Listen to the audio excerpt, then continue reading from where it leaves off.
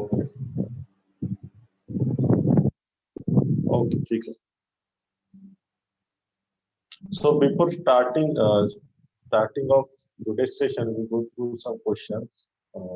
Please answer me in whole. And question is, which hormones is responsible for grand taste? First option is sperm, estrogen, HCG, and progesterone. Okay, I'm launching poll for this answer.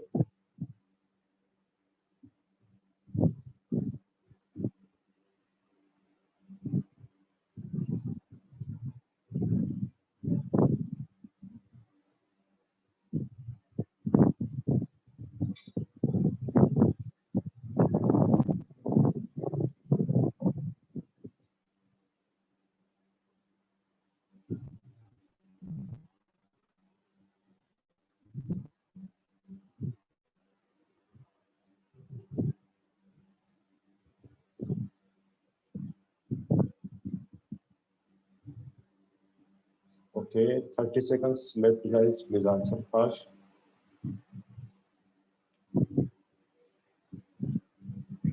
Okay. My name is Yudhishthir. Okay. Correct. Karnavi.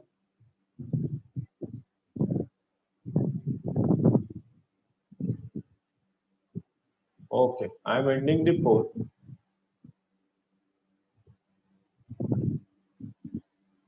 And this is your result. Maximum people choose an option C. Obviously, option C is the correct option. Okay. So this Gravidex test is used for detection of HCG. And what is meant by HCG? HCG is one of hormones which secreted by the trophoblast. Okay, so this hormone secreted by the trophoblast. Okay, so trophoblast is a one of layer, and that layer present around the blastocyst. Okay, so I think these things you already learned in the last session. Okay, then what about other options? So sperm is not a hormone actually. Sperm is a one of cell. Okay, estrogen is the hormone and progesterone is the hormone. So these two hormones are useful for uh, development in maturity in female. Okay, as well as these two hormones, that is estrogen and progesterone, is useful in pregnancy also. Okay, so that is all about these two hormones. If you have any disturbance in voice, if you have any type of problem in my voice, okay, अगर मैं Audible नहीं रहूंगा तो मुझे बताना, because somehow थोड़ा internet unstable हो सकता है तो busy. That's right. Okay. So let's start with the first slide. Then what is the next? So next system, I think this diagram you already seen before this presentation. Okay. So this is the blastocyst. Okay. And here two things are very important. Please remember. That's why I'm added this diagram. Sir says this thing already completed in your last session. फिर भी हम थोड़ा सा एक revise कर लेते हैं. ठीक है, रिवाइज क्या करना है हमें? इम्प्लांटेशन आई थिंक आपने पढ़ा हुआ है, बट यहाँ से दो चीजें हमें देखना जरूरी है. ठीक है, first thing is you can see the amnion. Okay, ये चीज बहुत जरूरी है. What is amnion? एंड दूसरा एक चीज यहाँ से जरूरी है, दैट इज कोरियोन. ठीक है, okay. Then what is meant by amnion and chorion? So first of all, we're going to discuss about the amnion. Okay. So you can see here the amniotic cavity. This is the amniotic cavity. Okay. And this amnion is known as embryonic membrane. That means these two things are nothing but the embryonic membrane. Okay.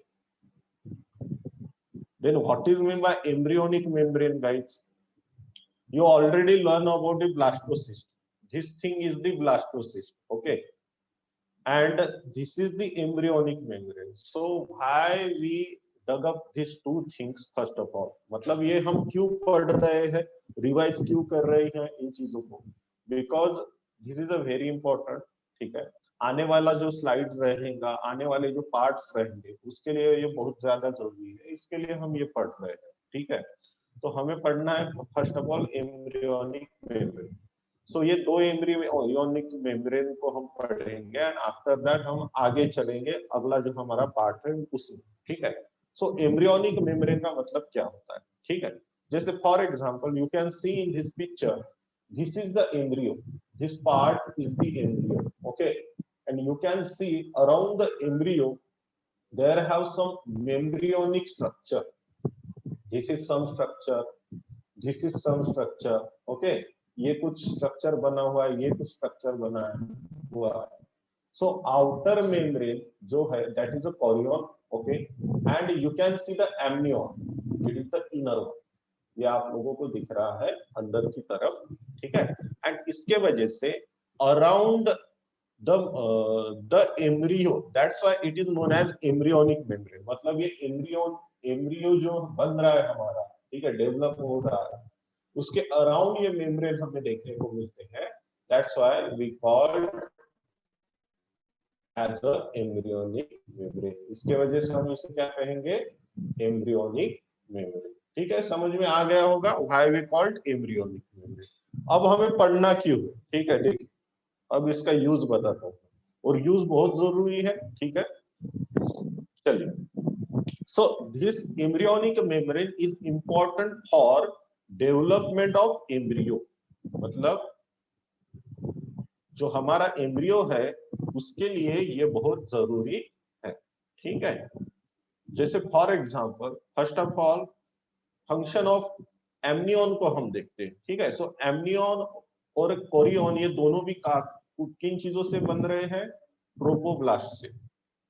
Trophoblast क्या है? हमने already पढ़ा हुआ है, ये trophoblast means this is layer, this is layer. ये ऊपर वाला लेयर दिख रहा है ना, ठीक है? जो बाहर वाला जो लेयर दिख रहा है that is a trophoblast. Trophoblast is the layer of blastocyst, वो ब्लास्टोसिस्ट का लेयर है, ठीक है? अब इसका यूज क्या रहता है, ठीक है? तो फर्स्ट ऑफ ऑल हम एमनियन के लिए देखते हैं एंड आफ्टर दैट मैं यहां पर लिखता हूं function of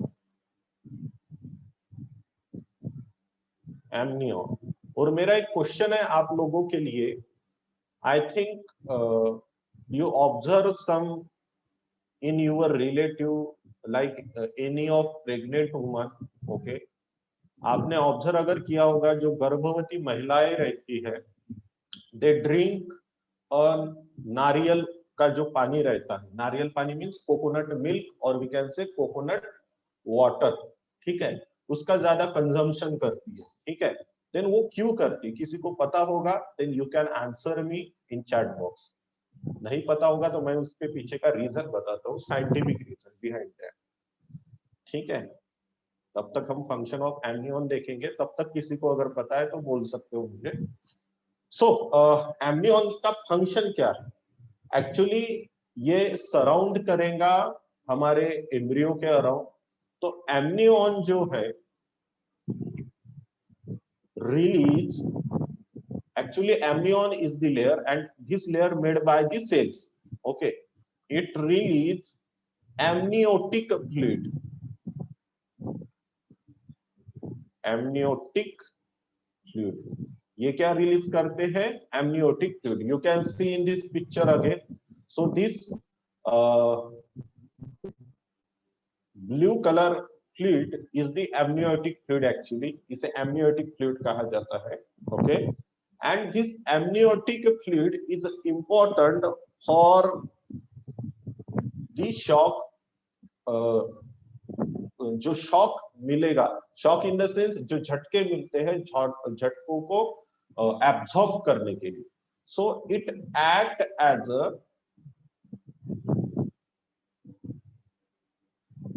shock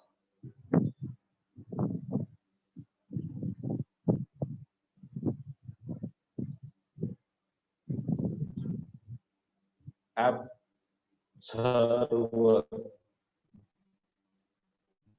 Okay, that means it absorbs shock.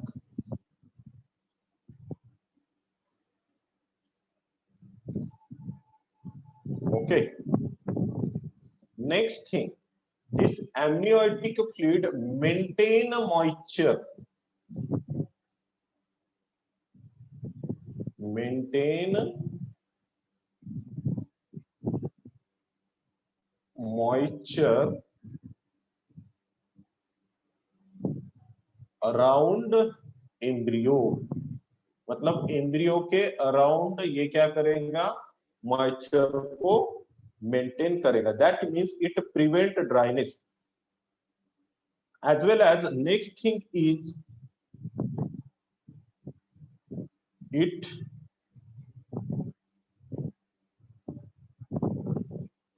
Maintain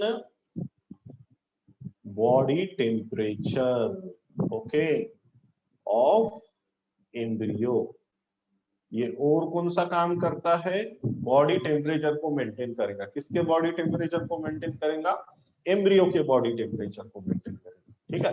अब मैंने आप लोगों का क्वेश्चन पूछा था, क्वेश्चन क्या था हमारा क्वेश्चन था कि during pregnancy why woman drink a lot of coconut milk और coconut water, and answer is to increase moderate amount of amniotic fluid. मतलब amniotic fluid जो रहता है, ठीक है, उसका एक प्रॉपर लेवल मेंटेन करने के लिए they eat the we can say they drink the coconut milk.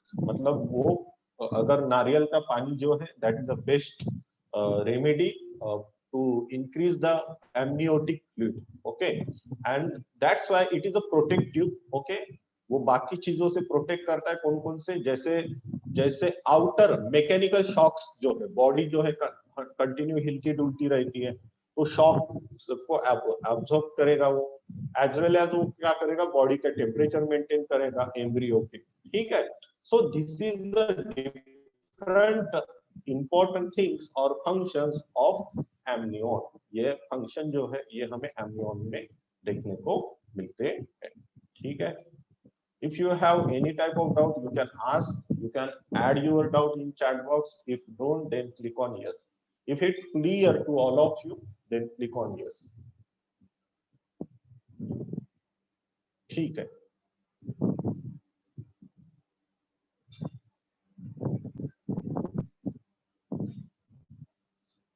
चलिए, so let's start the next part, that is a chorion. ठीक है. यहाँ से हमने amnion को देखा. chorion का काम क्या है? Actually there have simple work of chorion. ठीक है. chorion का काम क्या है? So I am right here function.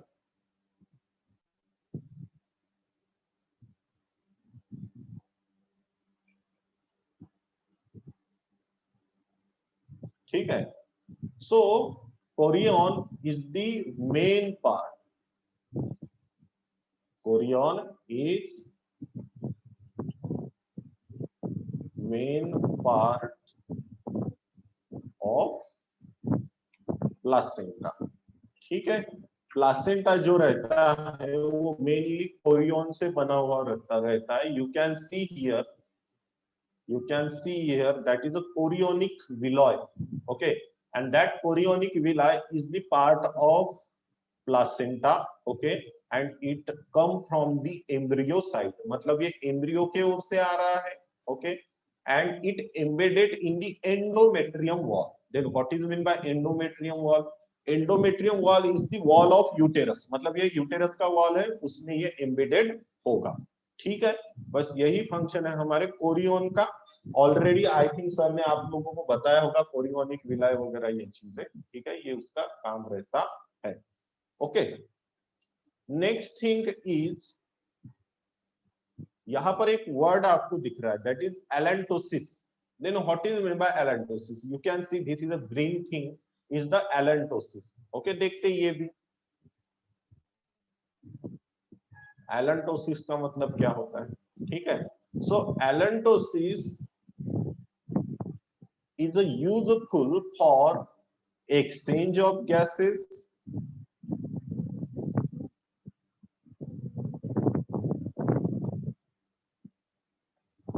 as well as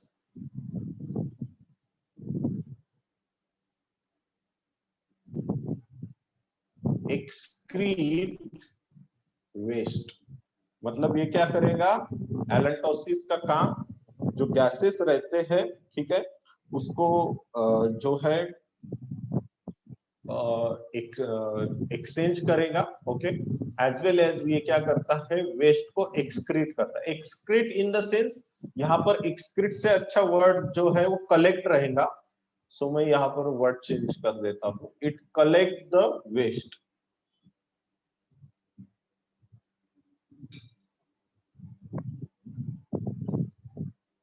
ठीक है, कलेक्ट वेस्ट फ्रॉम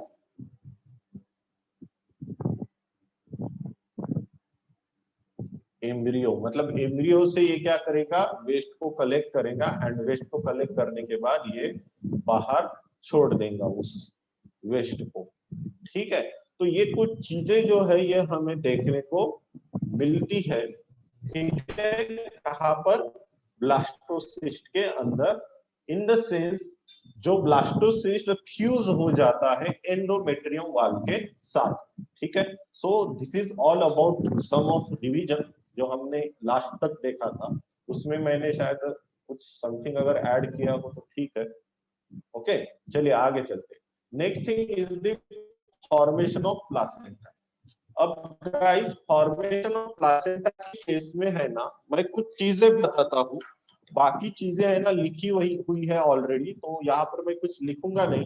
सिर्फ डायग्राम को ऑब्जर्व करो अच्छे तरीके से और हम सारी चीजें समझ लेते हैं. तो आपको सिर्फ ध्यान देना है मैं क्या बोल रहा हूँ, मेरे तरफ ध्यान देना है. ठीक है, अब क्या होता है यहाँ पर कि जो कोरियन रहेगा, ठीक है, तो कोरियन क्या करता है? खुद का एक फिंगर लाइक प्रोजेक्शन को फॉर्म करता है. सो यहाँ पर दिख रहा है हमें. ठीक है, कोरियन एक फिंगर लाइक प्रोजेक्शन को यहाँ पर फॉर्म कर रहा है, and that chorion enter to the maternal portion. ये देखिए, ये देखिए यहाँ पर जो मैटरनल पोर्शन है, ठीक है, इसके अंदर ये एंटर करने की कोशिश कर रहा है. So first of all, what is mean bye placenta? Okay, so placenta का मतलब क्या रहेगा guys? So placenta is nothing but it is the organ which develop in female during pregnancy. ठीक है, ये सिर्फ प्रेगनेंसी के दौरान तैयार होता है. और कहां पर तैयार होता है? फीमेल बॉडी में, दैट इज फीमेल यूटेरस में. And it provide nutrition. ये क्या करेगा? न्यूट्रिशन को प्रोवाइड करेगा. ठीक है, किसे? एम्ब्रियो को. It provide nutrition to the embryo. ठीक है, उसके साथ साथ यहाँ पर दो चीजें देखना हमें. Next is the umbilical cord. Umbilical cord का मतलब क्या होता है? For example, after some time whenever embryo जो है वो बढ़ता जाता है, एट दैट टाइम एम्ब्रियो जो है वो मूवमेंट करना शुरू कर देता है. Embryo move here and there. At that time embryo want to be free. मतलब हमें एम्ब्रियो क्या होना चाहिए? फ्री होना चाहिए. ये जब बड़ा हो जाता है वैसे condition, you can see in this picture again. ये देखिए, ठीक है, ये एम्ब्रियो यहाँ पर बड़ा हो गया है, and there have development of umbilical cord. ठीक है, और वहां पर एक अम्बिकल कॉर्ड जो है वो तैयार होता है. अब अम्बिकल कॉर्ड कहां से तैयार होगा गाइस? तो umbilical cord develop from the placenta. You can see this is the placenta. Okay, so this is the maternal portion of placenta. You can see here, this is the maternal portion of placenta, this part. Okay, or we can say this part is the maternal portion of placenta. मतलब ये mother का part है placenta का. Okay, next thing, this is the fetal portion of placenta. ठीक है, मतलब ये foetus का पार्ट है प्लासेंटा का. and you can see this is the umbilical cord. This is the umbilical cord. So this umbilical cord start generating during placenta start generating. मतलब जब placenta यहाँ पर बन रहा है उसी समय umbilical cord भी बनना शुरू कर देता है. हो गया क्लियर? ठीक है. और umbilical cord का यूज क्या है कि हमारा जो एम्ब्रियो है, ठीक है, उस एम्ब्रियो तक, इस फीटस बॉडी तक न्यूट्रिएंट जो है वो प्रोवाइड हो. और न्यूट्रिएंट कहां से प्रोवाइड होगा? You can see in this picture clearly. This is the umbilical cord, okay, and this is the placenta, okay, and a nutrient provided by this placenta with the help of umbilical cord and this nutrient consumed by embryo. ठीक है, तो ये पूरा story है. अब umbilical cord में रहता क्या है या प्लासेंटा में रहता क्या है? सो इसके लिए you can see here arteries and vein. You can see this is the maternal vein. This blue color, it is the vein, and it useful for the collect deoxygenated blood. ठीक है, ये क्या करेंगी? deoxygenated blood को collect करेंगी. Blue colour दिख रहा है whenever you see the circulatory system, that means blue color detect the deoxygenated blood. Okay, you can see some of arrow here. Okay, यहाँ पर arrow भी दिख रहे हैं. मतलब जो जाने वाला चीज है that is a excretory material as well as carbon dioxide. वो क्या रहेगा? कार्बन डाइऑक्साइड रहेगा. ठीक है. And here you can see the red colour tube. This red colour tube nothing but the maternal artery. ये क्या है? Maternal artery. मतलब ये मदर के ओर से आ रहा है. यहाँ पर लिखा भी है फ्रॉम मदर टू मदर, मतलब ये मदर के तरफ जा रहा है. ओके, और ये मदर के ओर से आ रहा है. अब मदर के ओर से क्या आएगा? Nutrient as well as oxygen. Okay, and यहां पर देखिए, अब ये तो मैटरनल साइड हो गया, ये साइड हो गया मैटरनल हमारा. ठीक है, this is the foetal side. Okay, that is a foetal placenta. ये है हमारे पास अब फीटल प्लासेंटा. अब in case of foetal placenta हम क्या देखते हैं? देखिए, like as arteries and vein, placenta also develop some type of arteries and vein structure. ठीक है, यहाँ पर भी ब्लू लाइनिंग दिख रहा है हमें, रेड लाइनिंग है. Blue means they collect, sorry, they send deoxygenated blood toward the mother. Okay, and red means they collect the oxygen and nutritive material from the mother. Okay, बस यही रहता है placenta के केस में. Okay, और हम nutrition provide करना इसलिए बोलते हैं because nutrient come from the mother body and placenta is a main junction to provide this nutrient, and that's why we call placenta is a useful for providation of nutrition. Umbilical cord is a bridge between placenta to embryo. हो गया clear? किसी को अगर doubt हो तो बोल सकते हो, अगर डाउट नहीं है हम आगे बढ़ेंगे. ठीक है, अब देखिए ये स्लाइड में सारी चीजें लिखा हुआ है. ठीक है, ये स्लाइड मैं आपको सेंड कर दूंगा. ये पूरा प्रोसेस है. After implantation finger like projection appear on ट्रोपोप्लास्ट. जो ट्रोपोप्लास्ट रहता है उससे फिंगर लाइक प्रोजेक्शन बनेगा. दे surrounded by यूटेरिन tissue and maternal blood. और मैंने जो अभी बताया मैटरनल ब्लड का मतलब वेन और आर्टरीज आ गई वहां पर. ठीक है, जो यूटेरिन टिश्यू है उसमें वो जो प्रोपोगेट हो गए, इंजेक्ट हो गए इस तरीके से. Chronic villa and uterine tissue are integrated to form placenta. ठीक है, यूटेरिन टिश्यू किसका रहेगा? मैटरनल पार्ट का. ओके, जो chorionic villa, sorry not a chronic, chorionic villa किसका रहेगा? फीटल पार्ट का, मतलब हमारे फीटस. ठीक है, तो इस तरीके से जो है ये डेवलपमेंट यहाँ पे देखने को मिलेगा. आप ये पूरा पढ़ सकते हो यहाँ पर. अगर नहीं भी पढ़ा तो चलेगा, कोई टेंशन नहीं, मैं भेज दूंगा वीडियो आपको. ठीक है, चलिए अब देखते हैं फंक्शन. सो फंक्शन का मतलब क्या होता है? द वर्क ऑफ प्लासेंटा, मतलब प्लासेंटा काम क्या करता है एक्चुअली. तो सबसे पहले न्यूट्रिशन प्रोवाइड करता है. ये बात तो किसी से छुपी हुई नहीं है. Different type of nutrition provided by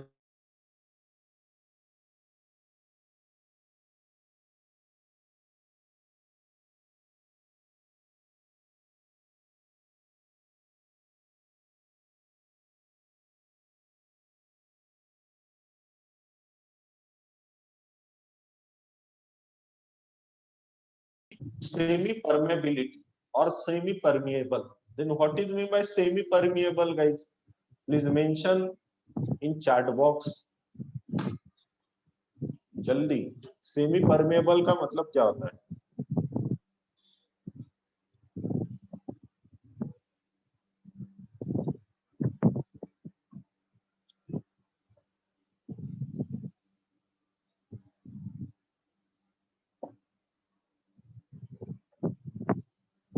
कोई आंसर देगा मुझे?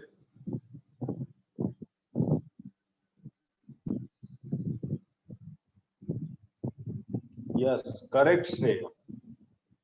सो सेमी परमेबल का मतलब होता है something which allow selected thing, मतलब ऐसी चीज की जो सिलेक्टेड चीजें ही अंदर डालता है. ओके, उसी को ही हम हमारे लैंग्वेज में कहेंगे बैरियर. सेमी परमेबिलिटी को हम बैरियर कह सकते हैं. ठीक है. अब क्या होता है कि बॉडी के अंदर बहुत सारी चीजें आती है, some toxic things, some other things, some viruses, some bacteria like that. ठीक है. But placenta is act as a barrier, so it allow useful thing only, useful substance only. मतलब ये क्या करेगा? सिर्फ यूजफुल सब्सटेंस ही जो है वो अलाउ करेगा. नेक्स्ट थिंग है रेस्पिरेशन. रेस्पिरेशन में क्या होगा? O2 अंदर जाएगा, CO2 बाहर आएगा, ये होगा respiration. Next thing is the storage organ. Then what is mean by storage organ? So placenta store something, that is what store by placenta is the glycogen. Glycogen sugar जो है वो store करेगा, fat को store करेगा. Next है placenta is the endocrine organ. Then what is mean by endocrine? It secrete hormones. ठीक है. Placenta क्या करता है? हार्मोन को सिक्रेट करता है. देखिए अब कौन कौन से हार्मोन को सिक्रेट करता है. फर्स्ट हार्मोन्स है human chorionic gonadotropin, that is HCG. इसको सिक्रेट करेगा.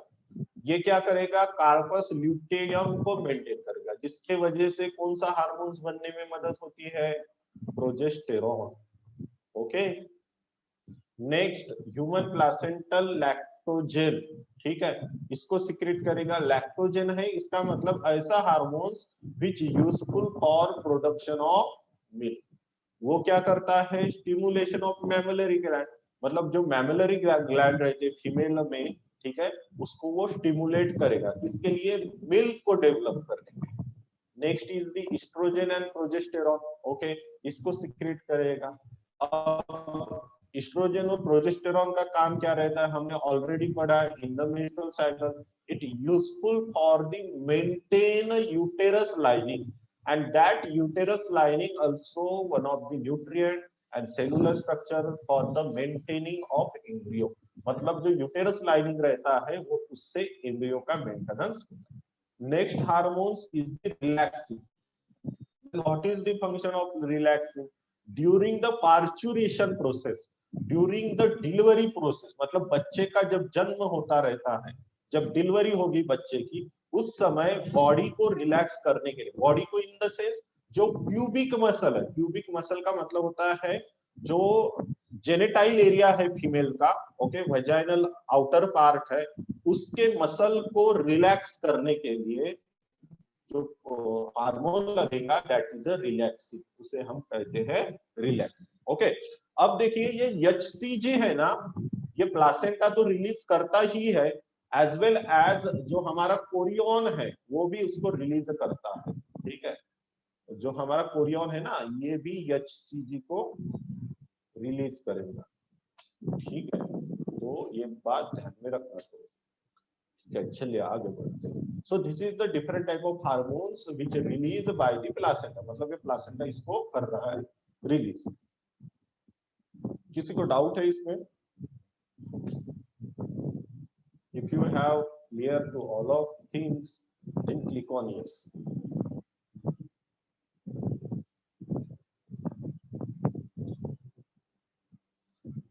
क्लियर है?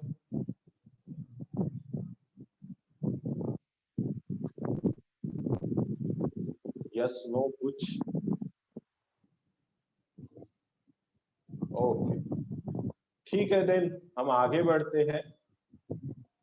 Okay, so during pregnancy, then what is mean by during pregnancy? अब तक हमने इम्प्लांटेशन अब तक देख लिया है, ठीक है। अब इम्प्लांटेशन होने के बाद में अब हो गई प्रेगनेंसी चालू, ओके। अब प्रेगनेंसी चालू अगर हो गई है तो प्रेगनेंसी के बीच में कौन कौन से चेंजेस आते हैं फीमेल बॉडी के अंदर, ओके। उसके साथ साथ कौन कौन से बायोकेमिकल चेंजेस फीमेल में हमें देखने को मिलेंगे, वो हमें अभी देखना है, ठीक है। तो चलिए देखते हैं। सो फर्स्ट ऑफ ऑल, फीमेल के बॉडी में फिजिकली अगर चेंज देखा जाए, ठीक है, ड्यूरिंग प्रेगनेंसी अगर फिजिकली देखा जाए, आउटर साइड से देखा जाए, बॉडी के ऊपर ऊपर का चेंज अगर देखा जाए, तो कुछ चेंजेस बॉडी में होते हैं। जैसे फीमेल ब्रेस्ट साइज का इंक्रीमेंट होना, फीमेल बॉडी में फैट का इंक्रीमेंट होना, दैट इज फैट का डिपोजिशन होना स्टार्ट होता है, ठीक है।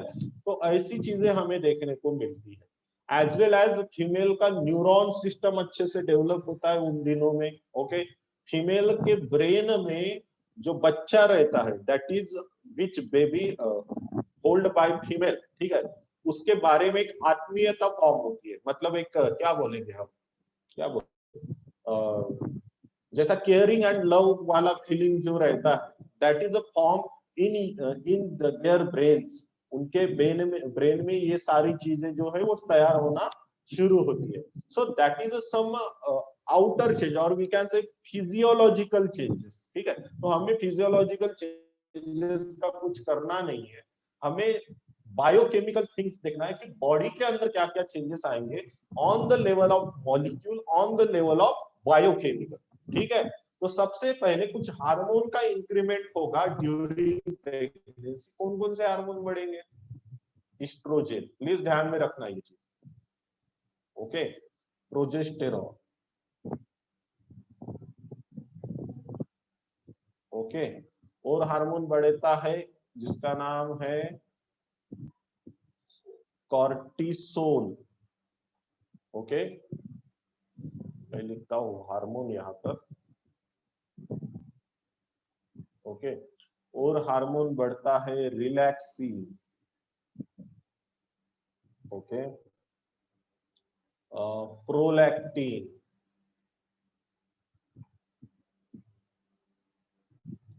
ठीक है। प्रोलैक्टिन के बाद में बढ़ेगा थायरोक्सिन, ये रिलैक्सिन नहीं है यहाँ पर, थायरोक्सिन लिख देता हूँ,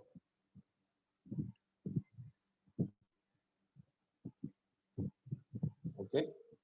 so this hormones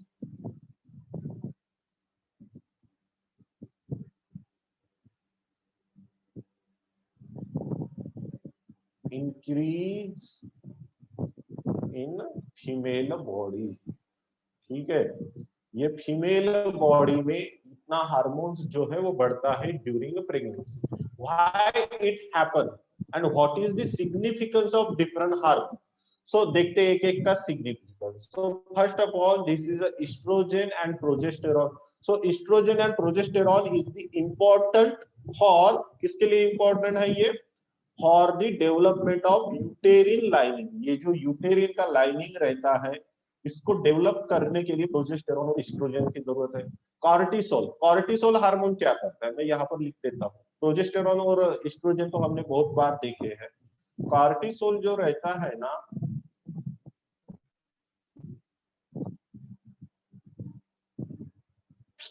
one minute, increase sugar level in blood. मतलब ये ब्लड के अंदर है ना, शुगर लेवल को इंक्रीज करता है, ठीक है। अब ब्लड के अंदर शुगर लेवल को इंक्रीज करना मतलब जो मेटाबॉलिक रेट के लिए शुगर लगेगा, एनर्जी डेवलपमेंट के लिए शुगर लगेगा, वो वहां से रिसीव किया जाता है, ठीक है। मतलब एनर्जी की कमी नहीं होना चाहिए। Actually this is one of steroid hormone, ठीक है। क्या बोलेंगे हम, इससे एक क्या बोलेंगे, हैप्पीनेस, और वी कैन से एक उत्साह जो है, ठीक है, एनर्जेटिक जो फीलिंग रहती है वो आएगा, ठीक है। नेक्स्ट थिंग जो है thyroxine, thyroxine is important for the development of neuron and brain, ठीक है। And vitamin sorry not a vitamin, iodine is important for the development of thyroxine, and that's why some of ad on our TV जो आता है हमेशा add है, that is गर्भवती महिलाओं को आयोडाइज नमक खिलाए, आयोडाइज नमक खिलाए, because for the increment of thyroxine, मतलब थायरोक्सिन जो है वो बढ़ना चाहिए इसके वजह से, ठीक है। बिकॉज बच्चे का जो ब्रेन का डेवलपमेंट है ना, वो फीमेल के थायरोक्सिन हार्मोन से होता है, एज वेल एज सम मस्कुलर डेवलपमेंट, हार्ट का डेवलपमेंट है, ये भी चीजें कुछ जो है वो डिपेंड करते हैं थायरोक्सिन पर। ज्यादा अगर हम बात करें तो ब्रेन का डेवलपमेंट जो है उसके ऊपर डिपेंड करेगा। Next thing is the prolactin, prolactin hormone is important for development of milk. जहां पर लैक्ट आ गया, ध्यान में रखना एक कॉमन चीज है, लैक्ट आ गया मतलब मिल्क से संबंधित कुछ ना कुछ है, मिल्क से रिलेटेड कुछ ना कुछ है। जहां पर लैक्ट है, लैक्ट मीन्स लैक्टीन है और लैक्टोज है, ओके, समझ जाना, मिल्क से रिलेटेड कुछ है, दिस इज अ ट्रिक, ठीक है, ध्यान में आ जाती है बहुत सारी चीजें, ठीक है। तो ये हार्मोन्स का इंक्रीमेंट होगा। उसके साथ साथ ड्यूरिंग प्रेगनेंसी और एक चीज होता है, ठीक है, जहां पर मैं लिखता हूं जर्म लेयर। कितने तरह की जर्म लेयर है बताइए, what is mean bye germ layer and which is the type of germ layer, what is the function of germ layer, ठीक है, चलिए मैं ही बता देता हूँ फटाफट।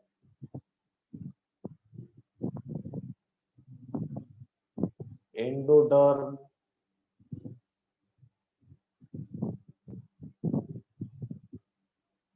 सॉरी मेसोडर्म डालेंगे बीच में,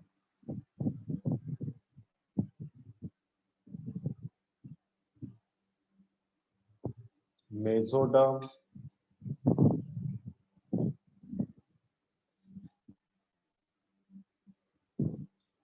एंड तीसरा है एक्टोडर्म, ओके। सो एंडो का मतलब क्या होगा, जो अंदर की तरफ में रहेगा, ठीक है। So this is the inner, is present in inner side, ये मिडल की ओर रहेगा, and this is the ectoderm, ये रहेगा आउटर साइड में। समझ में आ गया कि नहीं। अब क्या होता है, एक प्रोसेस चालू होता है, देखो ये जर्म लेयर कहां से स्टार्ट हो गया, जर्म लेयर आई थिंक आपने पढ़ा होगा ब्लास्टोसिस्ट के अंदर। So blastocyst have a two layer first of all, okay, bilaminar, but after that this blastocyst converted into three layer ball in granulation position. जो ग्रेस्कुलेशन इवेंट आपने देखा होगा इन लास्ट लेक्चर्स, उसमें आपने देखा होगा कि तीन लेयर का फॉर्मेशन होता है। हमारा बॉडी जो है, आवर बॉडी मतलब ह्यूमन बीइंग का बॉडी, ठीक है, ये तीन लेयर से बना हुआ है, ठीक है। तो ये तीन लेयर अलग अलग ऑर्गन को फॉर्म करते हैं। जैसे for example ectoderm is the outer side system और outer side layer, that's why they develop skin, nail, hair, ये सारी चीजें जो रहेंगी ectoderm से बनेगी। mesoderm develop the middle part of body and endoderm develop the inner part, जो inner organs है हमारे वो endoderm से बनेगी, ठीक है। तो यहाँ पे here one process gets started and that process is known as, उसे हम कहते हैं बड़े प्यार से, दैट इज अ ऑर्गेनोजेनेसिस। इसका मतलब क्या होता है, ये लेयर जो रहती है वो सेलुलर स्ट्रक्चर रहेगा, इसका conversion tissues, it converted into tissues and organ, मतलब ये लेयर जो है अलग अलग ऑर्गन बनाना स्टार्ट कर देती है यहाँ पे, ठीक है। उसके साथ साथ इसका जो जनरेशन है, इसको जो मदद करने वाला जो टिश्यू रहता है, जो फर्स्ट सेल रहती है, that is inner cell mass, okay. So inner cell mass also it known as the stem cell, इसको हम स्टेम सेल भी कहते हैं, ओके, ठीक है। तो ये स्टेम सेल का यूज जो है हमें होता है टिश्यूज और ऑर्गन बनाने के काम, because stem cell have potency to develop new tissues, नए टिश्यूज बनाने के काम में इसका उपयोग होगा। ठीक है, किसी को डाउट है यहाँ तक? अगर डाउट हो तो पूछ सकते हो, अगर डाउट नहीं है तो आगे बढ़ेंगे। चलिए, if you have any type of doubt then you can ask me in chat box, if no then click on yes.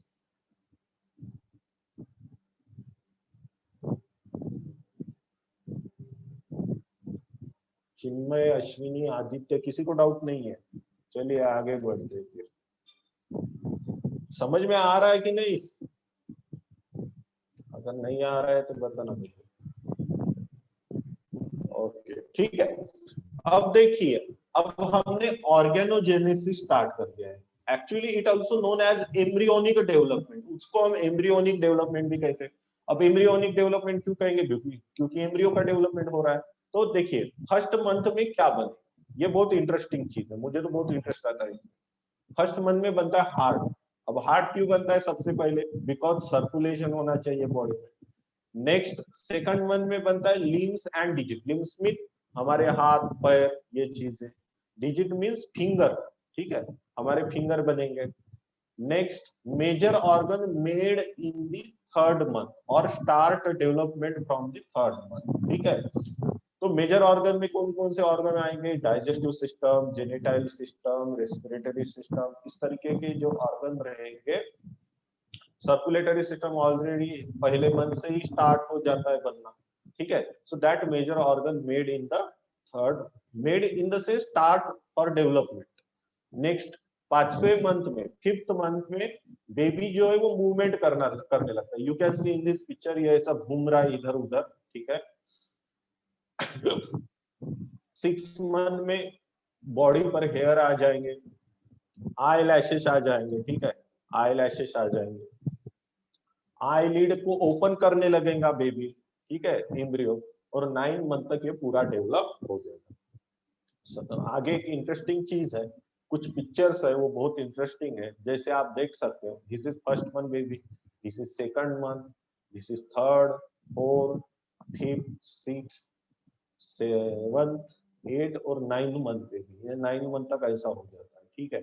अब देखिए यहाँ पर और डिटेल में चीजें हैं, डेवलपमेंट कैसे कैसे होता है वो देख लेना आराम से। जैसे body is covered with fine hair, eyelid separate and eyelashes are form. यहाँ पे फिफ्थ मंथ में क्या होता है? मूवमेंट स्टार्ट करता है बेबी, ठीक है। यहाँ पे मेजर ऑर्गन बनेंगे जैसे limbs, external genital organ, etc, ये सारा चीजें डेवलप होना शुरू होगा। अगेन एक पिक्चर है मेरे पास, this is a sonographic image. Actually pregnant woman जो है वो हॉस्पिटल जाती है during pregnancy and sonography perform किया जाता है। सोनोग्राफी के मदद से जो एम्ब्रियो है या फीटस है उसका डेवलपमेंट कैसे हो रहा है ये हमें पता चलता है। तो सोनोग्राफी में इस तरीके से जो है इमेज हम देख सकते हैं बेबी का, ठीक है। ये first day, third day, fourth day में ऐसा रहेगा, 7 डे में ऐसा होगा, 8 डे में ऐसा होगा, 9th में ऐसा, 10th में ऐसा, 11th, इस तरीके से ये पूरा sorry not 9 10, this is the stages. 21 days में ऐसा होगा, 21 to 23 डेज में ऐसा रहेगा, और up to the 56 to 60 days, ठीक है। ये इस तरीके से जो है हमें डेवलपमेंट देखने को मिलेगा, अलग अलग स्टेजेस हमें देखने को मिलती है, ठीक है। चलिए, next thing is the parturition and lactation, ठीक है। पार्चुरेशन और लैक्टेशन का मतलब क्या होता है? So first of all we will going to talk about the parturition, ठीक है। सबसे पहले हम पार्चुरेशन को देखेंगे, उसके बाद हम लैक्टेशन को देखेंगे, ठीक है। So let's start with the parturition. Parturition का मतलब होता है delivery of baby by the natural process, that thing is known as the parturition, उसे हम कहते हैं पार्चुरेशन प्रोसेस। अब देखिए कि पार्चुरेशन प्रोसेस में क्या होगा, बेबी का डिलीवरी होता है। और बेबी का डिलीवरी कहाँ से होता है? जो वजाइनल एरिया रहता है, कर्विक्स रहता है, so you can see in this picture, ठीक है, आप इस पिक्चर में देख रहे हो, ये बेबी है, okay, and baby parturition process से इस वजाइनल ओपनिंग से बाहर आएगा, ठीक है। So there have two method actually, not for parturition but for the delivery of baby, ठीक है। डिलीवरी ऑफ बेबी करने के दो प्रोसेसेस है, one is the surgical method. तो in surgical method doctor cut this portion, ठीक है, doctor इस पोर्शन को कट करेगा, ठीक है, एंड बेबी को यहाँ से बाहर निकाल लेगा। This is the surgical process and that known as the caesarean, उसे हम सीजरिंग कहते हैं, ठीक है। This is a artificial process, but when baby come out from the vaginal opening, that is a natural process and that known as the parturition और delivery of baby, उसे हम parturition process कहते हैं scientifically. Then one question come in your mind, एक प्रश्न आपके दिमाग में आ रहा होगा कि vaginal opening is a very small area, okay, cervix is a very small area, then how baby come from that side, मतलब वहां से baby कैसे आ रहा है। सो इसके लिए फीमेल का दो सिस्टम काम में आता है, that is a neuron system, that means nervous system और brain, as well as female hormonal system, मतलब जो फीमेल का हार्मोनल सिस्टम रहता है वो इसमें काम में आएगा। अब देखो प्रोसेस क्या है। सो फर्स्ट ऑफ ऑल क्या होता है कि fully developed foetus and placenta, ठीक है, एक सिग्नल फॉर्म करते, they form a sum of signal and that's why foetal rejection reflex जो है वो डेवलप होता है। अब फेटल रिजेक्शन इंफ्लेक्स कहां पर डेवलप होगा, यूटेरिन कॉन्ट्रैक्शन के वजह से। यूटेरिन कॉन्ट्रैक्शन का मतलब क्या होता है, यू ऑलरेडी नो, बेबी जो है कहां पर है, दिस इज द यूटेरिन एरिया, ये जो है यूटेरिन का एरिया है, ठीक है, समझ में आ रहा है कि नहीं, ये वेजाइनल ओपनिंग है नीचे वाला, ठीक है। अब इस यूटेरिन का कॉन्ट्रैक्शन थोड़ा सा होता है, धीरे सा होता है, ओके, बस उतना यूटेरिन का कॉन्ट्रैक्शन हो गया, that is known as a fetal rejection reflex, ठीक है, उसे हम फेटल रिजेक्शन रिफ्लेक्स कहते हैं। उतना थोड़ा सा कॉन्ट्रैक्शन हो गया तो उसका सिग्नल जाता है ब्रेन को, ठीक है।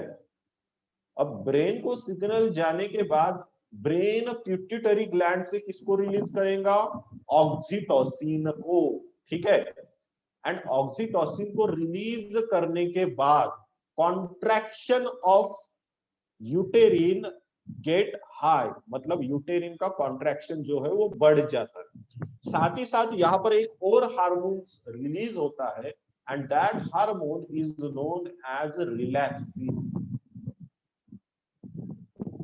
ठीक है, दूसरा हार्मोन रहेगा relaxin.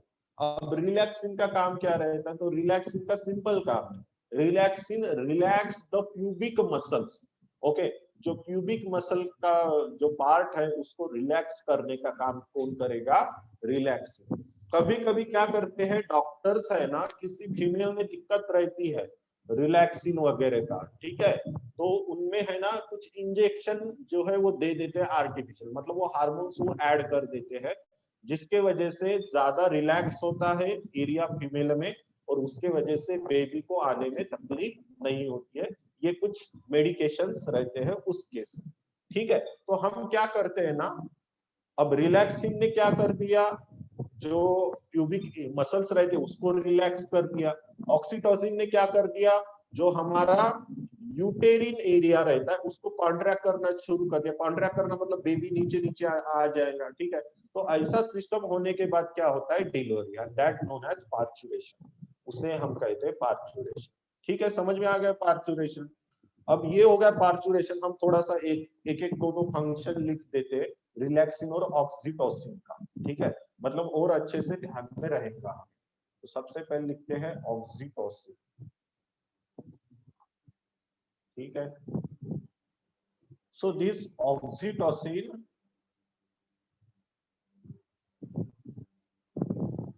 release from pituitary, okay, it also known as, point 1 हो गया, it also known as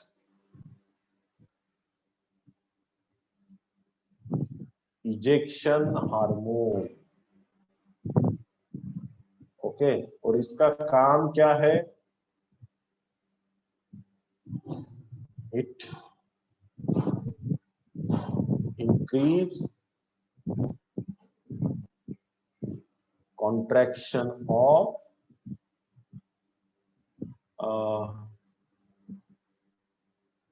uterus, मतलब यूटेरस का कॉन्ट्रैक्शन बढ़ाता है। नेक्स्ट हार्मोन्स क्या है, कौन सा यूज में आता है? That is a relaxin. Okay,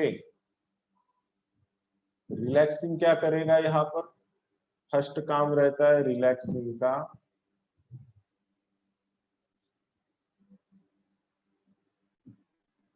it dilated pubis symphysis, और प्यूबिक एरिया लिखेंगे हम।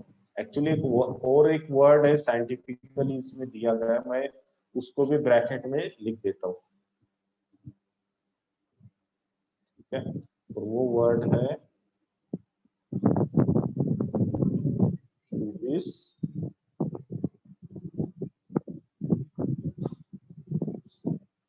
सिम्फाइसिस। ओके, सो प्यूबिस सिम्फाइसिस का मतलब ये होता है, वो भी लिख देंगे, development of space between pelvic region. ठीक है, मतलब पेल्विक रीजन में क्या तैयार करना? स्पेस तैयार करना, जिसके वजह से बेबी जो है वो इजीली बाहर आ जाए। ठीक है, तो इस तरीके का जो सिस्टम है वो फीमेल के बॉडी में चलेगा, उस समय में चलेगा जब बेबी का डिलीवरी होता है। Actually this process is a somehow painful, but it is this process that is natural delivery is a good, okay, then surgical delivery. Surgical delivery में बाद में बहुत ज्यादा पेन और बहुत ज्यादा प्रॉब्लम होता है, बट नेचुरल डिलीवरी में उस समय ज्यादा पेन होता है जब डिलीवरी होता है। ठीक है, उसके बाद पेन में ये चीजें देखने को नहीं मिलती है। बट ऐसा कहा जाता है, I don't know this is how many percentage is a true on the base of scientific knowledge. कितना ट्रू है कितना नहीं है मुझे पता नहीं, बट ऐसा बोला जाता है कि ड्यूरिंग डिलीवरी जो पेन होता है, that pain is compare to जब हमारा बॉडी का, शरीर का 22 जो बोन्स है वो ब्रेक होता है, उतना पेन रहता है, ऐसा बोला जाता है। ठीक है, but I don't know about the scientific theory behind that. ठीक है, उसके बारे में मैं कुछ बोलूंगा नहीं ज्यादा। ठीक है, तो ये रहा प्रोसेस। अब इस प्रोसेस को हमने 3 स्टेजेस में डिवाइड कर दिया। पहला स्टेज जो रहता है ना, इसको कहा जाता है dilation stage.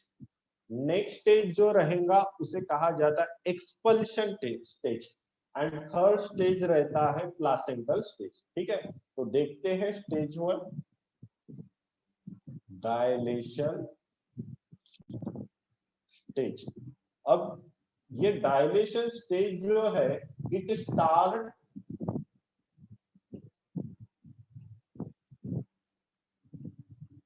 Before 24 hour of parturition. ठीक है, डायलेशन स्टेज जो रहता है ना, वो 24 आवर के पहले से ही स्टार्ट हो जाता है, पार्चुरेशन होने के मतलब डिलीवरी होने के। इसमें होता क्या है, तो इसमें फीमेल के अंदर जो एमनियोटिक कैविटी रहती है, ठीक है, वहां से फ्लूइड निकलना शुरू हो जाता है। मतलब एमनियोटिक लेयर जो रहेगा,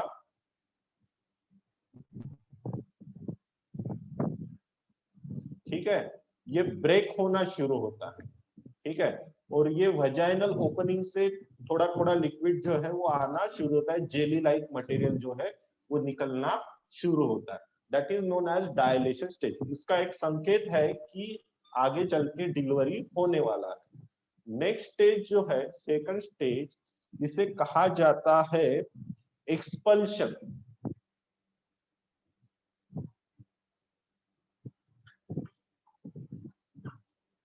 एक्सपल्शन स्टेज, ठीक है। Then what's happening in expulsion stage, expulsion stage में क्या होता है? So actual delivery of baby is in the expulsion phase. इसमें क्या होगा?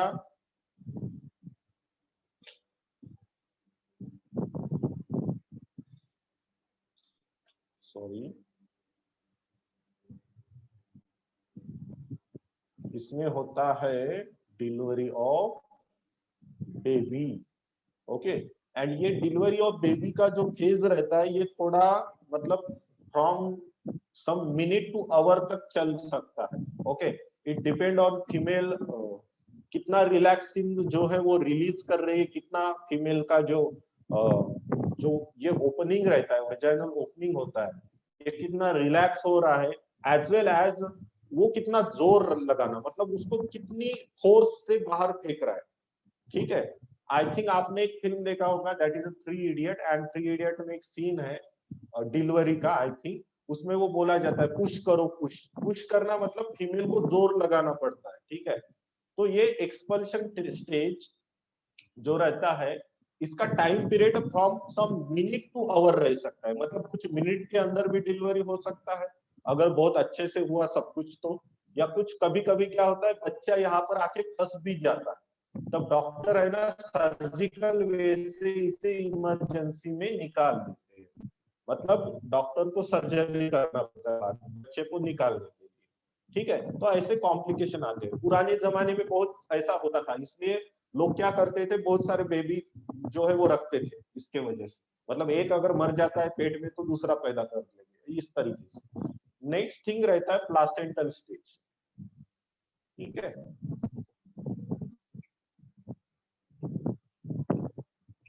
प्लासेंटल स्टेज, अब प्लासेंटल स्टेज का मतलब क्या है? अब हो गया यहाँ पर बेबी का delivery. Okay, but some remain also contain by this area, मतलब ये यूटेरस जो रहता है इसमें कुछ रिमेन ऑलरेडी रह जाएगा। रिमेन का मतलब कुछ वेस्ट या कुछ सेलुलर स्ट्रक्चर, ऐसा चीजें जो है वो रह जाता है।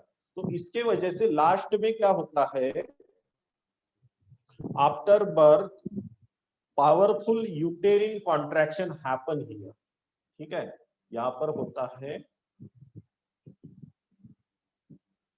पावरफुल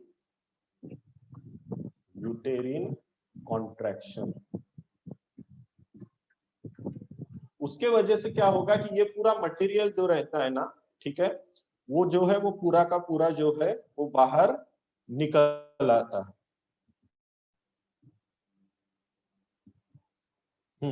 मतलब पूरा जो ब्लड के वेसल्स वगैरह ये सारी चीजें बाहर एक्सपेल हो गई पावरफुल यूटेरिन कॉन्ट्रैक्शन की वजह से। सो this is the three stage during the parturition, मतलब पार्चुरेशन के लिए ये तीन स्टेज है। ठीक है।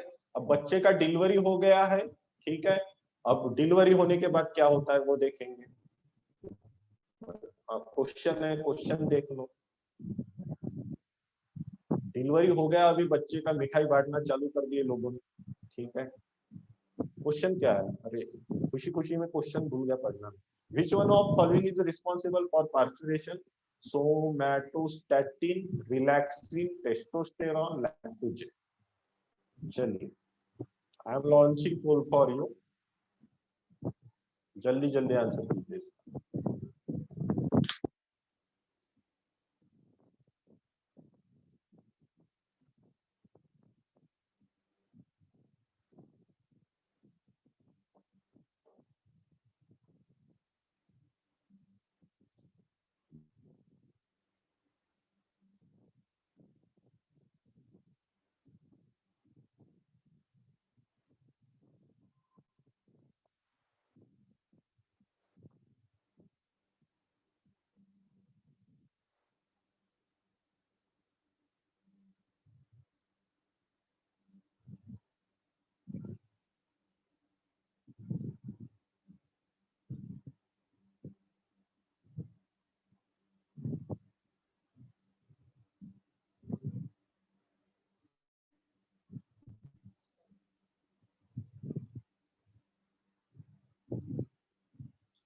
Is poll visible to all of you guys? Poll visible है सभी को?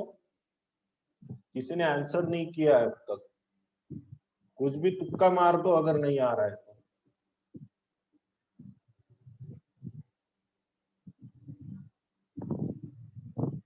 क्वेश्चन क्या है? Which of following is responsible for the parturition? मतलब पार्चुरेशन के लिए क्या रिस्पॉन्सिबल होता है? सिंपल सा क्वेश्चन है।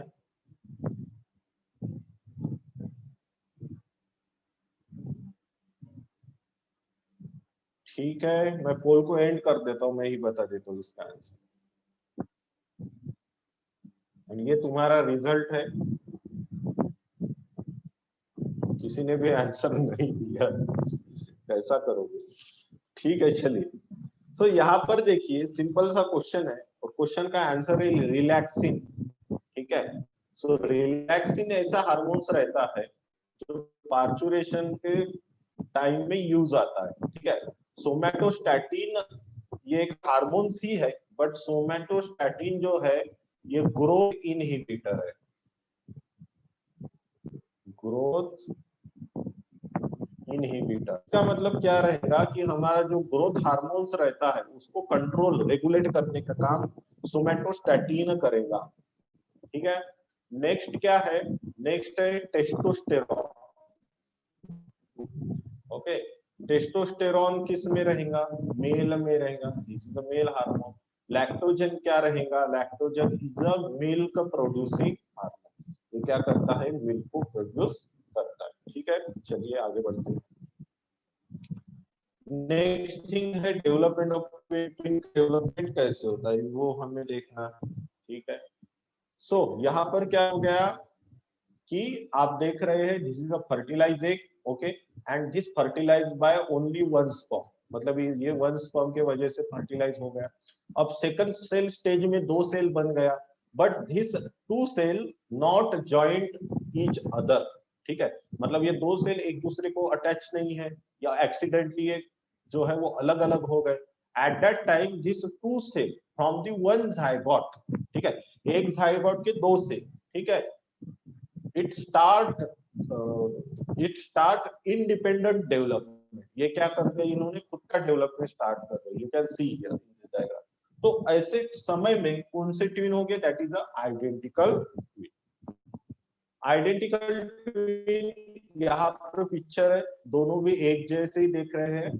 This is the identical twin, उसे हम मोनोजाइगोटिक ट्विन कहते हैं। Why mono? Because mono means one, zygote means zygote. ठीक है, मतलब एक जाइगोट से बनने वाले उसे कहा जाता है मोनोजाइगोटिक। नेक्स्ट है डाइजाइगोटिक। डाइजाइगोटिक ट्विन जो रहते हैं उनमें एक्सीडेंटली अगर टू एग सेल रिलीज हो गए यहाँ पर, उसको टू स्पर्म सेल जो है वो फर्टाइल करेंगे और उसके बाद ये दो एग सेल अलग अलग या दो जाइगोट जो है अलग अलग स्टिक हो गए यूटेरिन वॉल को, and they develop into the dizygotic twin. So dizygotic twins are not identical. You can see in this picture. They are dizygotic. मतलब दो अलग अलग दिख रहे हैं चेहरे। उसके साथ साथ इनके सब डाइजाइगोटिक हमें male female at a time जो है बेबी देखने को मिल सकते हैं। In monozygotic twin either male और आइदर फीमेल रहेंगे बिकॉज दे आर आइडेंटिकल। वो क्या रहेंगे? आइडेंटिकल रहेंगे। ठीक है, चलिए next part is the lactation. Then what is mean by lactation? Lactation is the process where milk is the produced during the develop, we can say during after the birth of child. मतलब जो child का birth होगा, ठीक है, उसके बाद में female के बॉडी में क्या जनरेट होना शुरू होता है? मिल्क का डेवलपमेंट होना शुरू होता है। ठीक है, एंड ये जो प्रोसेस है ये बहुत इंपॉर्टेंट रहता है। Actually breast feeding is highly essential for newborn because पूरा न्यूट्रिएंट कुछ एंटीबॉडी जो है फीमेल के ओर से उस न्यूबॉर्न बेबी में चली जाए। ठीक है, इनिशियल मिल्क को हम कोलोस्ट्रम बोलते हैं। Why colostrum? Because one type of protein available in the milk, that's why it is known as colostrum, उसे कोलोस्ट्रम कहा जाता है। ठीक है, so lactation is the process of producing milk by the mother. अब होता क्या है, प्रोसेस कैसा है वो देख लेते हैं। यहाँ पर भी दो हार्मोन्स जो है वो टेक पार्ट करेंगे। ठीक है, दो हार्मोन्स कौन कौन से हैं? First hormones is the oxytocin, okay. Next hormones रहता है प्रोलैक्टिन, ठीक है। अब देखते हैं प्रोसेस क्या है, ठीक है। सो ब्रेस्ट फीडिंग का सिस्टम चालू कैसे होता है actually, whenever baby touches the nipple, ठीक है, या baby touches their we can say lips to the nipple, at that time some message sent, मतलब ये प्रोसेस जो है ना, ये निपल को टच करने के बाद ये सिग्नल जाता है ब्रेन, सिग्नल ब्रेन को जाने के बाद में brain we can say release the oxytocin, brain क्या करेगा, ऑक्सीटोसिन को रिलीज करेगा। We already know oxytocin is the injection hormone, okay. So here also it help to eject milk, ठीक है। यहां पर भी ये क्या करता है, मिल्क को इजेक्ट करने में मदद करता है फ्रॉम मैमलरी ग्लैंड्स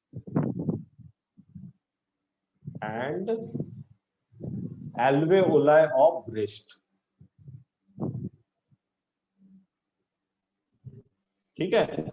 मतलब ब्रेस्ट का अगर हम सिस्टम देखें फीमेल के अंदर, तो ब्रेस्ट इस तरीके से होता है। फॉर एग्जांपल ये हो गया समझो breast, okay. So breast have a lot of alveoli, ठीक है। इस तरीके से एल्वेओलाई का स्ट्रक्चर रहेगा, आप लोगों ने पढ़ा होगा ये सारा चीजें इसके पहले, ठीक है। ये रहता है breast. So this alveoli is nothing but it is the storage of milk, मतलब इसमें क्या हो गया, एल्वेओलाई में, एल्वेओलाई में होता है मिल्क स्टोर, ठीक है। अब ये मिल्क स्टोर जो है उसको निकालने का काम कौन करेगा, ऑक्सीटोसिन करेगा, ठीक है। अब प्रोलैक्टिन एक दूसरा और हार्मोन है, ठीक है। ये क्या करेगा, प्रोडक्शन ऑफ मिल्क, ठीक है। मिल्क को बनाने का काम जो करता है वो करता है प्रोलैक्टिन, प्रोडक्शन ऑफ मिल्क। अब देखिए ये एक मतलब मैंने सिस्टम बताया, whenever baby's lip touches to the breast nipple, at that time this hormone secrete, but ऐसा नहीं है, ठीक है। हार्मोन का सिक्रेशन या लैक्टेशन जो है वो स्टार्ट होने के लिए अलग अलग रीजन रहते हैं। जैसे बेबी दूर है फीमेल के, और अगर फीमेल कंटिन्यूसली बेबी की ओर देख रही है, at that time lactation started, okay. If this mother miss their child, at that time lactation started। तो ऐसा कुछ भी एक इमोशनल बॉन्ड जो आता है, ठीक है, in between mother and child, eight that time lactation get started, तब क्या होगा, लैक्टेशन जो है वो शुरू हो जाता है फीमेल के अंदर, ठीक है। ये हो गया लैक्टेशन का। अब मिल्क का अगर क्वालिटी अगर देखें तो मिल्क जो रहता है, जो स्टार्टिंग में आता है, that is a rich in protein, ठीक है। उसमें प्रोटीन ज्यादा रहता है, फैट कम रहता है। So you can C yellowish milk means colostrum जो है वो ज्यादा रहेगा, उसका जो प्रमाण है या क्वांटिटी ऑफ कोलोस्ट्रम जो है वो ज्यादा रहेगा। एंड कोलोस्ट्रम एक तरह का प्रोटीन है समझो, ठीक है। उसके बाद उसमें आईजीए भी रहता है, IgA is the antibody, and this antibody is important for the development और प्रोटेक्शन ऑफ द बेबी, मतलब बेबी का जो प्रोटेक्शन है उसके लिए आईजीए बहुत जरूरी रहता है, ठीक है।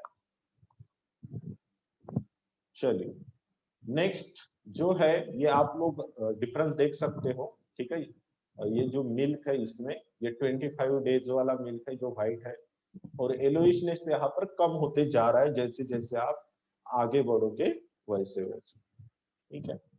नेक्स्ट क्वेश्चन है, fetal ejection reflex in human female is induced by placenta only, मतलब जो fetal ejection हमने देखा है रिफ्लेक्स, वो कैसे शुरू होता है, कौन स्टार्ट करता है उसे, fully develop fetus and placenta, release oxytocin from pituitary gland, release full developed corpus luteum। I'm launching poll again।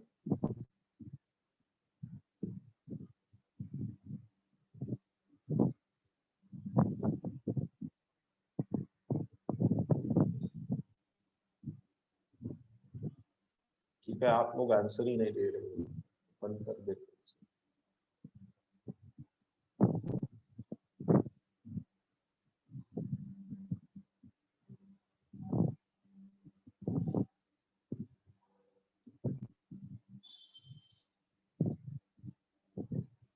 Okay, सो यहाँ पर जो फिटल रिफ्लेक्शन जो होता है वो, ये second option is the correct, that is fully developed foetus and placenta. मतलब जो फुल्ली डेवलप्ड प्लासेंटा रहता है और फीटस रहता है वो स्टार्ट करता है reflection. Okay, so here your lesson is complete. This is the homework. read textbook and ppt carefully, solve model question carefully, ठीक है। I am launching poll for NPS, please answer me, and after that you can leave for a day.